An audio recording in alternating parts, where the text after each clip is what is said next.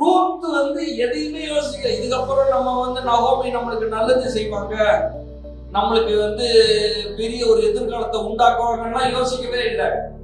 அவங்க என்னன்னா, நகோமிக்கு நம்ம சாப்பாடு கொடுக்கணும், போய் காலையில இருந்து சாயந்தரம் வரைக்கும் பொறுக்கணும்னா இவங்களுக்கு சாப்பாடு போடலாம் அப்படின்ற எண்ணம்.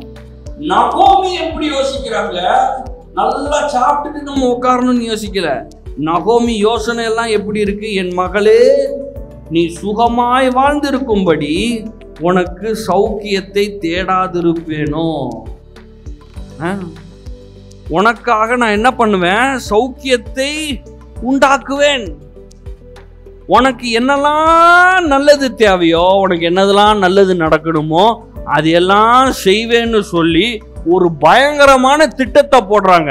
என் வாழ்க்கை போயிடுச்சு, உன் வாழ்க்கையும் போயிடுச்சு, நீ ஏன் என் கூட வந்தேன்னு எனக்கும் தெரியல, நம்ம எப்போ போறோமோ நம்மளுக்கே தெரியல, அப்படிலாம் பேசல. தன்னுடைய வாழ்க்கையை மேம்படுத்துறதுக்கு எவ்வளவு பிரயாசப்படுவாங்களோ அந்த மாதிரி ரூத்துக்கு எப்படி நல்லது செய்யணும்னு பிரயாசப்பட்டு இருக்காங்க நகோமி. இந்த ரூத் புஸ்தகத்துல ஹெசட் அப்படின்ற அந்த வார்த்தை வருது எபிரேய மொழியில. ஹெசட் லவ்விங் கைண்ட்னஸ், ஹெசட் அப்படின்ற அந்த வார்த்தை, அது ஆங்கிலத்துல லவ்விங் கைண்ட்னஸ். தமிழ்ல நீங்க பாத்தீங்கன்னா அநேக வார்த்தைகள் அதுக்கு பயன்படுத்தலாம்.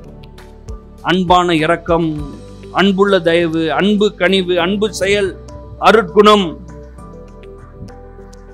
ஆனா இந்த ஹெசட் அப்படின்ற அந்த வார்த்தைக்கு அதுல நிறைய அடங்கி இருக்குது.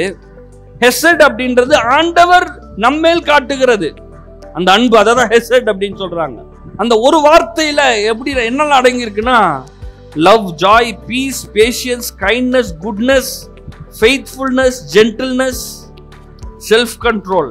அன்பு, மகிழ்ச்சி, அமைதி, பொறுமை, இரக்கம், நன்மை, விசுவாசம், மேன்மை, சுய கட்டுப்பாடு. அந்த ஒரு வார்த்தையில இவ்வளவு அர்த்தங்கள் அடங்கி இருக்கிறது. அன்பு, மகிழ்ச்சி, அமைதி, பொறுமை, இரக்கம், நன்மை, விசுவாசம், மேன்மை, சுய கட்டுப்பாடு. நகோமியுடைய வாழ்க்கையிலையும் நீங்க அதை பார்க்கலாம், ரூத்துடைய வாழ்க்கையிலையும் அதை பார்க்கலாம், போவாசுடைய வாழ்க்கையிலையும் பார்க்கலாம்.